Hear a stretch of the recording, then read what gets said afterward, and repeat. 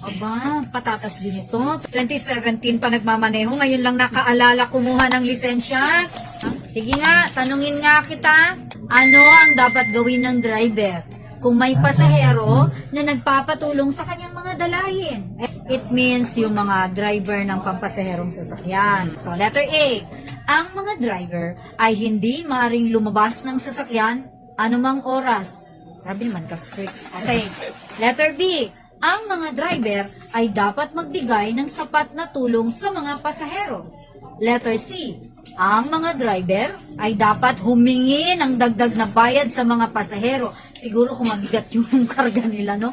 Kargador, di ba? O, sige.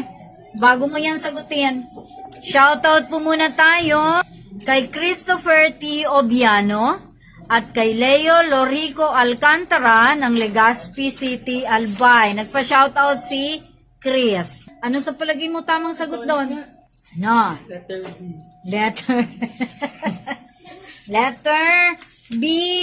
Magbigay tayo ng tulong. Oh, di ba? Napansin mo pag sumasakay ka sa mga commuter van na pasahero, bumababa yung driver, di ba? Umiikot sa likod, oh, may karga ka, meron, oh, binababa.